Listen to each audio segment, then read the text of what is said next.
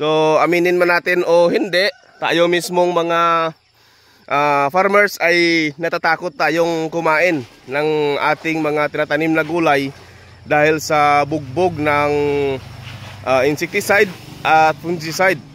So dito sa akin, safe na ang aking gulay mga ka-farmers. Itong talong natin, safe na ito dahil pesticide free na. So makin mo, mahigit 3 months na hindi tayo nag-i-spray pero walang uod ang talong natin. Yan o, mga bunga niya o. Yan, di ba? O, yan. So yun mga ka-farmers, nandito tayo ngayon sa ating talungan at tayo ay nag-harvest ngayon. So ang edad ng talong natin ito mga ka-farmers ay 11 months na. Magbe-birthday na ito sa month ng July. So yan. Ngayon, ito na ang plastar ng talong natin na 11 months at walang spray ng insecticide at fungicide.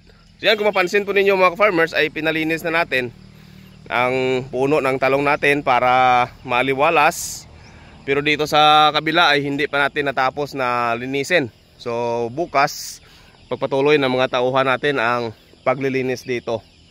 So ito, yan, kung makita po ninyo mga bunga niya ng mga maliliit ay marami, you know, mga bunga niya oh. Yan. Sa edad na 11 months, ito ang itsura ng talong natin. Although na hindi man masyadong kalakihan ang mga bunga niya mga farmers, pero sulit pa rin dahil wala tayong gastos dito na inputs galing sa insecticide at fungicide. Growers Bet 1000 plus foliar fertilizer lang ang ginagamit natin dito at nagsusupplement lang tayo ng abono sa ilalim, pakunti-kunti lang. Yan. Ito yung bunga niya oh. Yan. Yan. So yan mga tauhan natin. May nakita ang mga ulo dito? Ha? Yan, sabi nila walang uod na nakikita dito. So makin mo, mahigit 3 months na hindi tayo nag-i-spray pero walang uod ang talong natin. Yan o, mga bunga niya oh. Yan, di ba? Oh, yan. So tayong mga nagtatanim ng sari-saring gulay mga ka-farmers, most especially sa talong, ampalaya. So aminin man natin o hindi, tayo mismong mga farmers ay natatakot tayong kumain ng ating mga tinatanim na gulay dahil sa bugbog ng insecticide at fungicide. So dito sa akin, safe na ang aking gulay mga ka-farmers. Itong talong natin, safe na ito dahil pesticide free na ang talong kong ito. Foliar fertilizer lang, non-toxic na foliar fertilizer, pure alkaline. So yan, tayo kung sinong gusto dyan, gumamit Growers Bet 1000 plus foliar fertilizer mga farmers. Tested and proven dito sa talong natin na walang uod itong talong namin. So itong foliar fertilizer kasi natin mga farmers ay mayroon siyang insect repellent. Kaya hindi lumalapit ang mga insekto dito. At saka yung calcium content niya ay napakataas. 196 mg per kilogram.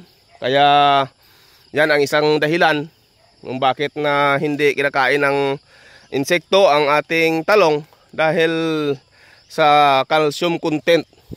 At yung calcium mga farmers, isa din yan sa nagpapakapit ng bulaklak ng ating talong.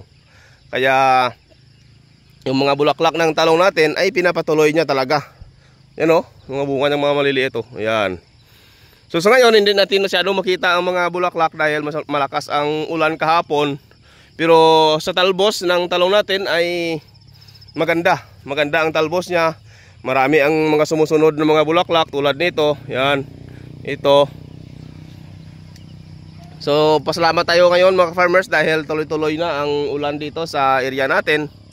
So itong talong natin ay hindi naman ito magtatagal dahil itong area na ito ay tataniman ko ito ng lakatan. Siguro after a month siguro ay paararo ko na itong area na ito para makapagtanim na kami ng lakatan ulit dito. Pero sa ngayon inaalagaan pa namin ito ng spray ng Growers Bet 1000 plus para at least may mapagkunan tayo ng pangsahod natin sa mga tauhan natin dito. Yan.